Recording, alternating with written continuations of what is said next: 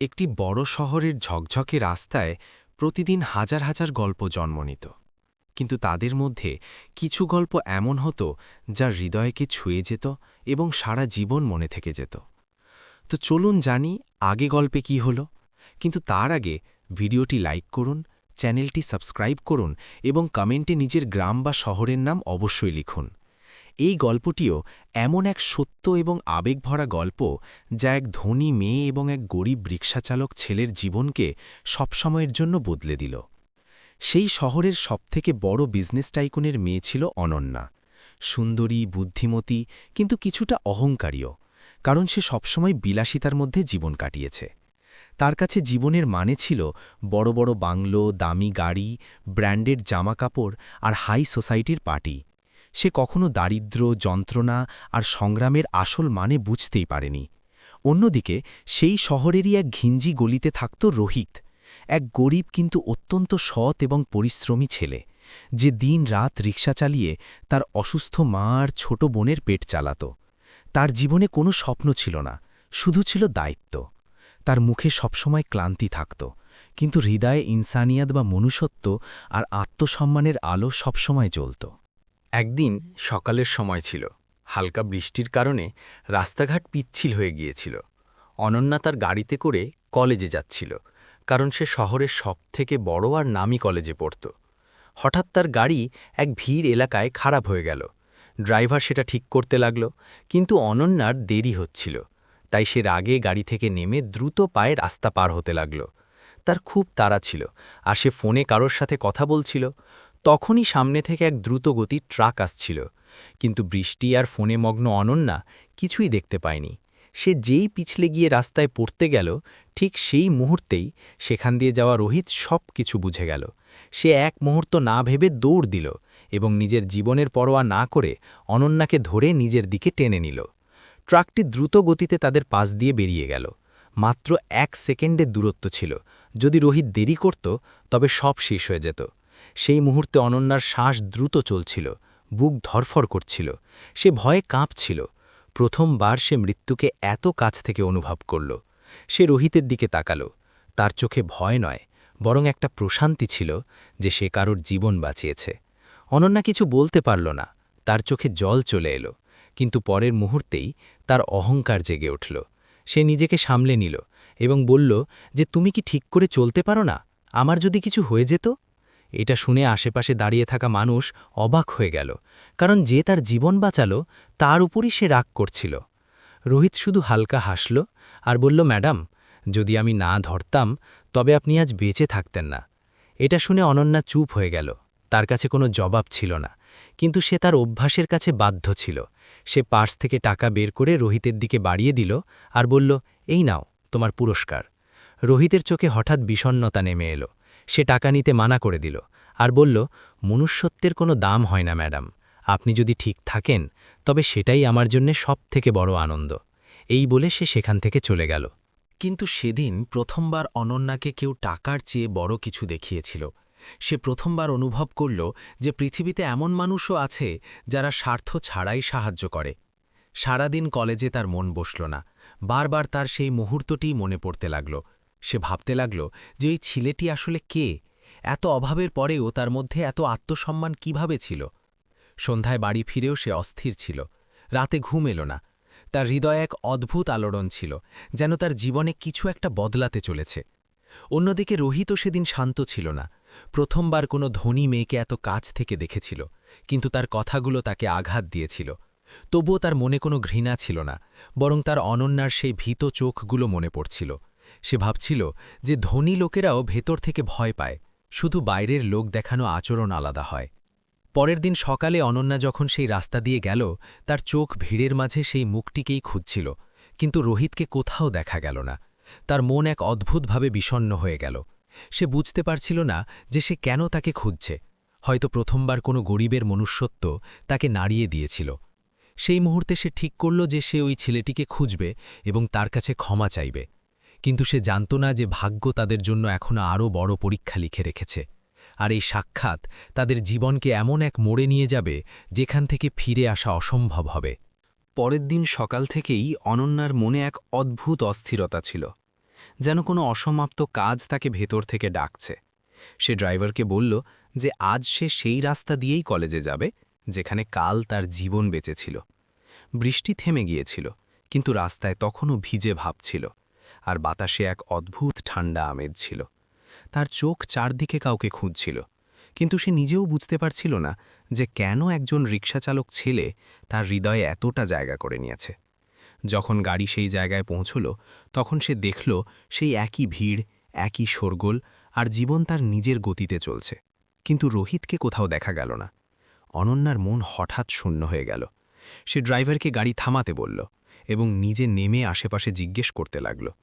মানুষ তাকে অবাক হয়ে দেখছিল, কারণ প্রথমবার তারা কোনো ধনী মেয়েকে এত নম্রভাবে কোনো গরিবের ব্যাপারে জিজ্ঞেস করতে দেখল। কেউ বলল যে ওই ছেলেটি রোজ সকালে এখান দিয়ে যায়, কিন্তু আজ এখনও আসেনি। অনন্যা সেখানেই দাঁড়িয়ে অপেক্ষা করতে লাগল। সময় ধীরে ধীরে কাটতে লাগল। তার হাত ঠান্ডা হয়ে আসছিল, কিন্তু সে যেতে রাজি ছিল না। প্রায় 1 ঘন্টা পর দূর থেকে একটি পুরনো রিকশা আসতে দেখা গেল। তাকে দেখেই অনন্যার চোখে এক চকমকানি চলে এলো। সেই একই মুখ, একই সারল্য, একই ক্লান্তি, আর সেই শান্ত হাসি। রোহিত কাছে আসতেই যখন অনন্যাকে দেখল, সে অবাক হয়ে গেল। সে আশা করেনি যে ওই মেয়েটি আবার কখনো তার সাথে দেখা করবে। সে সাথে সাথে চোখ নামিয়ে নিল এবং রিকশা থামিয়ে দিল। অনন্যা কিছু সময় চুপ করে রইল, যেন কথা তার গলায় আটকে গেছে। তারপর ধীরে থেকে বলল, কাল আমি যা বলেছি তার জন্য আমাকে ক্ষমা করে দিন। সেই সময় আমি ভয় পেয়ে গিয়েছিলাম আর রাগে যা খুশি বলে ফেলেছিলাম। এটা শুনে রোহিত তার দিকে তাকাল। তার চোখে সততা ছিল। সে হালকা হেসে বলল, ম্যাডাম, আপনি বড়, আপনার ক্ষমা চাওয়ার দরকার নেই, আমি সব ভুলে গিয়েছি। এটা শুনে অনন্যার চোখ ভিজে এলো। সে প্রথমবার অনুভব করল যে মানুষের আসল উচ্চতা টাকা দিয়ে নয়, বরং মন দিয়ে হয়। সে জিজ্ঞেস করল, তোমার নাম কি? রোহিত জবাব দিল, রোহিত। আর আপনি? অনন্যা হেসে বলল, আমি অনন্যা। কিছুক্ষণ দুজনের মধ্যে নীরবতা ছিল, কিন্তু সেই নীরবতায় এক অদ্ভুত আপনত্ব ছিল, যেন দুটো আলাদা জগতের মানুষ হঠাৎ একই রাস্তায় এসে দাঁড়িয়েছে। অনন্যা বলল, তুমি কি আমাকে কলেজ পর্যন্ত পৌঁছে দিতে পারো? রোহিত প্রথমে ইতস্তত করল, কারণ সে ভাবল লোক কি ভাববে, কিন্তু পরে সে রাজি হয়ে গেল। অনন্যা রিকশায় বসে পড়ল। তার জন্য এই অভিজ্ঞতা একেবারে নতুন ছিল। প্রথমবার সে এত কাছ থেকে শহরের সত্য দেখল। ঘিঞ্জি গলি, পরিশ্রমী মানুষ, সংগ্রামে ভরা জীবন। তার মন ভারী হয়ে গেল। রাস্তায় সে রোহিতকে তার জীবনের ব্যাপারে জিজ্ঞেস করল। রোহিত জানালো যে তার বাবা এখনই পৃথিবীতে নেই। সে তার মা আর ছোট বোনের জন্য পরিশ্রম করে। তার মা অসুস্থ, আর বোন পড়াশুনো করতে চায়, কিন্তু টাকা নেই। এটা শুনে অনন্যার চোখ দিয়ে জল বেরিয়ে এলো। সে অনুভব করল যে জীবনকে সে সাধারণ মনে করত, তা কত বড় আশীর্বাদ। কলেজে পৌঁছে অনন্যা নামল, কিন্তু যাওয়ার আগে সে বলল যে আমি তোমার বোনের পড়াশোনায় সাহায্য করতে চাই। রোহিত সাথে সাথে রেগে গেল এবং বলল, আমি ভিক্ষা নিই না। এটা শুনে অনন্যা হাসল এবং বলল, এটা ভিক্ষা নয়, বন্ধুত্ব। যদি তুমি আমাকে বন্ধু মানো তবে মানা করো না। রোহিত কিছু বলতে পারল না। তার মনে প্রথমবার কোনো ধনী মানুষের জন্য সম্মান তৈরি হল। সেদিনের পর থেকে অনন্যা রোজ কলেজে যাওয়ার জন্য রোহিতের রিকশাই নিতে লাগল। ধীরে ধীরে দুজনের মধ্যে কথা বাড়তে লাগল। অনন্যার এখন ওই রাস্তাগুলোর প্রেমে পড়ে গিয়েছিল যেখানে আগে সে নজর ঘুরিয়ে নিত, আর রোহিতও এখন প্রতিদিন সকালের অপেক্ষা করতে থাকত। কিন্তু তারা জানত না যে সমাজ, ধন, সম্পদ আর ভাগ্য শীঘ্রই তাদের সম্পর্কের সবথেকে বড় পরীক্ষা নিতে চলেছে। এমন এক মোড় আসতে চলেছিল যেখানে তাদের নিজের মন এবং পৃথিবীর মধ্যে কোনো একটিকে বেছে নিতে হবে। সময় ধীরে ধীরে এগোচ্ছিল, আর অনন্যার রোহিতের দেখা হওয়া এখন তাদের প্রাত্যহিক জীবনের অংশ হয়ে গিয়েছিল। সকালের প্রতিটি শুরু এখন এক নতুন আশা নিয়ে আসত। অনন্যার মুখে এখন সেই অহংকার নয়, বরং এক প্রশান্তি দেখা যেত। আর রোহিতের মনে প্রথমবার এমন এক অনুভূতি জন্ম নিয়েছিল যা সে নিজেও বুঝতে পারছিল না। দুজনের মধ্যে বন্ধুত্ব গভীর হতে থাকল, কিন্তু দুজনেই নিজের মনের কথা বলতে ভয় পেত, কারণ তাদের মাঝে প্রাচুর্য আর দারিদ্র্যের এক বিশাল দেওয়াল দাঁড়িয়েছিল, যা প্রতি মুহূর্তে তাদের মনে করিয়ে দিত যে তাদের জগৎ আলাদা। একদিন কলেজের বাইরে কিছু স্টুডেন্ট অনন্যাকে রিকশা থেকে নামতে দেখে নিল। তারা অবাক হল যে শহরের সবথেকে ধনী মেয়ে কেন রোজ একজন রিকশা চালকের সাথে আসে। ধীরে ধীরে এই কথা পুরো কলেজে ছড়িয়ে পড়ল। কিছু মানুষ মজা ওড়াতে লাগল, কিছু মানুষ হিংসে করতে লাগল, আর কিছু মানুষের কাছে এটা খুব অদ্ভুত লাগল। কিন্তু অনন্যার কাছে এখন এইসব কথার কোনো গুরুত্ব ছিল না। তার কাছে মানুষের দাম তার টাকা দিয়ে নয়, বরং হৃদয় দিয়ে ঠিক হতো। কিন্তু সব কথার প্রভাব কোথাও না কোথাও পড়েই। একদিন এই খবর অনন্যার বাড়ি পর্যন্ত পৌঁছে গেল। তার বাবা শহরের সবথেকে বড় আর কড়া বিজনেসম্যান ছিলেন, যার কাছে নিজের নাম আর সম্মানের চেয়ে বেশি কিচ্ছু প্রিয় ছিল না। যখন তিনি এটা জানতে পারলেন, তখন তার রাগ আকাশ ছোঁয়া হয়ে গেল। তিনি সাথে সাথে অনন্যাকে নিজের ঘরে ডাকলেন। তার গলায় কঠোরতা আর চোখে বিরক্তি ছিল। তিনি বললেন যে, এটা কি সত্যি যে তুমি এক রিক্সা চালক ছেলের সাথে ঘোরো? এটা শুনে অনন্যা কিছু সময় চুপ থাকল, কিন্তু তারপর সে সাহস জুগিয়ে সত্যিটা স্বীকার করে নিল। তার বাবার রাগ আরও বেড়ে গেল। তিনি বললেন যে, তুমি আমাদের পরিবারের সম্মান ধুলোয় মিশিয়ে দিচ্ছ। তোমার আন্দাজ আছে লোকে কি বলবে? তিনি সাথে সাথে অনন্যার ওপর নানা বিধিনিষেধ চাপিয়ে দিলেন। বাইরে যাওয়া, কলেজে যাওয়া সব বন্ধ করে দিলেন। তার ফোনও কেড়ে নেওয়া হলো। বাড়িটা যেন একটা সোনালি খাঁচা হয়ে গেল। অনন্যার চোখে জল ছিল, কিন্তু তার মনে এখন ভয় ছিল না। সে প্রথমবার কাউকে হারানোর ভয় অনুভব করছিল। অন্যদিকে রোহিত প্রতিদিন সকালে অপেক্ষা করত, কিন্তু অনন্যা আসত না। দিন কাটতে লাগল, তার মন অস্থির হতে থাকল। সে কলেজের বাইরে দাঁড়িয়ে থাকত, ঘণ্টার পর ঘণ্টা অপেক্ষা করত, কিন্তু কোনো খবর পেত না। ধীরে ধীরে তার আশা ভাঙতে লাগল, কিন্তু তার মন মানতে রাজি ছিল না। সে অনুভব করছিল যে কিছু একটা ভুল হয়েছে। একদিন সে সাহস করে অনন্যার বাড়ির ঠিকানা খুঁজে বের করে সেখানে পৌঁছে গেল। সেই বিশাল বাংলো দেখে সে কিছু সময়ের জন্য থমকে গেল। তার মনে হল এই জগৎ তার নয়। কিন্তু নিজের মনের ডাক শুনে সে গেট পর্যন্ত পৌঁছে গেল। গার্ড কাকে আটকে দিল আর ভেতরে যেতে দিল না। রোহিত অনেক মিনতি করল, কিন্তু কেউ তার কথা শুনল না। সে ঘণ্টার পর ঘণ্টা সেখানেই দাগিয়ে রইল। তার চোখে আশা আর মনে যন্ত্রণা ছিল। ঠিক সেই সময় ব্যালকনি থেকে অনন্যা তাকে দেখে নিল। তার হৃৎস্পন্দন যেন থেমে গেল। সে রোহিতকে ডাক দিল, কিন্তু আওয়াজ গলাতেই আটকে গেল। সে কাঁদতে লাগল। সে নিচে আসার চেষ্টা করল, কিন্তু তার বাবা তাকে আটকে দিলেন। তিনি কঠোরভাবে বললেন যে ওই ছেলের সাথে তোমার কোনো সম্পর্ক নেই। এটা শুনে অনন্যা ভেঙে পড়ল। সে প্রথমবার তার বাবার সাথে তর্ক করল আর বলল যে মানুষের দাম টাকা দিয়ে হয় না। এটা শুনে বাড়িতে তুফান শুরু হয়ে গেল। রোহিত দূর থেকে অনন্যার চোখের জল দেখে নিল। সে বুঝতে পারল যে তার কারণেই অনন্যা সমস্যায় আছে। সে মাথা নিচু করে সেখান থেকে চলে গেল। কিন্তু তার মনে এক জেদ জন্ম নিয়েছিল। সে ঠিক করল যে সে নিজের জীবন বদলে দেবে। সে এতটাই বড় হবে যে পৃথিবী তাকে গরিব নয়, বরং এক সম্মানিত মানুষ হিসেবে চিনবে। ওদিকে অনন্যা নিজের ঘরে কাঁদতে লাগল, কিন্তু তার মনেও এক সংকল্প জন্ম নিল। সে তার ভালোবাসা আর বন্ধুত্বের জন্য সব মুশকিলের মোকাবিলা করবে। কিন্তু তারা জানত না যে আশার দিনগুলোতে তাদের জীবনে এমন এক দুর্ঘটনা ঘটতে চলেছে যা সব কিছু বদলে দেবে এবং তাদের চিরকালের জন্য একে অপরের থেকে দূরেও করে দিতে পারে। রোহিত সেদিন অনন্যার বাড়ি থেকে ফেরার সময় ভেতর থেকে পুরোপুরি ভেঙে গিয়েছিল, কিন্তু তার চোখে জল ছিল না, কারণ এখন যন্ত্রণা তার ভেতরে এক আগুন জ্বালিয়ে দিয়েছিল। সে ঠিক করে নিল যে সে তার ভাগ্য বদলাবে। সে প্রমাণ করবে যে মানুষের দাম তার মন আর পরিশ্রম দিয়ে হয়, টাকা দিয়ে নয়। সেই রাতে সে বাড়ি পৌঁছল তো দেখল তার মা কাশতে কাশতে দরজায় বসে আছে আর ছোট বোন নিজের ওইপত্র নিয়ে ঘুমিয়ে পড়েছে। এই দৃশ্য দেখে রোহিতের মন ভারাক্রান্ত হয়ে গেল। সে নিজের কাছে নিজে প্রতিজ্ঞা করল যে সে এখন শুধু বাঁচার জন্য নয়, বরং কিছু হওয়ার জন্য বাঁচবে। পরের দিন থেকে সে রিক্সা চালানোর পাশাপাশি রাতে কাজ করা শুরু করে দিল। সে দিনে মানুষকে তাদের গন্তব্যে পৌঁছে দিত আর রাতে এক গ্যারেজে কাজ শিখত। তার গাড়ির শখ ছিল আর সে খুব তাড়াতাড়ি কাজ শিখছিল। তার পরিশ্রম দেখে গ্যারেজ মালিকও প্রভাবিত হলেন। কিন্তু এই পথ সহজ ছিল না। অনেক সময় সে না খেয়েই ঘুমিয়ে পড়ত, অনেক সময় ক্লান্তিতে পড়ে যেত, কিন্তু প্রতিবার তার অনন্যার চোখের সেই বিশ্বাস মনে পড়ত আর সে আবার উঠে দাঁড়াত। অন্যদিকে অনন্যা এক সোনালি খাঁচায় বন্দী ছিল। তার কলেজ ছাড়ানো হলো, বন্ধুদের সাথে যোগাযোগ শেষ হয়ে গেল, কিন্তু তার ভেতরে এখন এক নতুন শক্তি ছিল। সে চুপ করে বসে থাকল না। সে ঘরে থেকেই পড়াশোনা চালিয়ে গেল আর তার বাবার বিজনেসের ব্যাপারে জানতে শুরু করল। ধীরে ধীরে তার বাবাও তার বুদ্ধিমত্তায় প্রভাবিত হতে লাগলেন, কিন্তু তার হৃদয়ের অহংকার এখনও বেঁচে ছিল। কিছু মাস পরে রোহিতার জীবনে এক বড় মোড় এলো। গ্যারেজের মালিক তার একাগ্রতা দেখে তাকে স্থায়ীভাবে কাজে রেখে দিলেন এবং সাথে সাথে গাড়ি মেরামতের পুরো কাজ শেখাতে লাগলেন। রোহিতের আত্মবিশ্বাস বাড়তে লাগল। তার মনে হতে লাগল যে সে সত্যিই কিছু করতে পারে। কিন্তু ভাগ্যের হয়তো এখনও আরও পরীক্ষা নেওয়ার ছিল। এক রাতে প্রবল বৃষ্টি হচ্ছিল, রাস্তাঘাট ফাঁকা ছিল।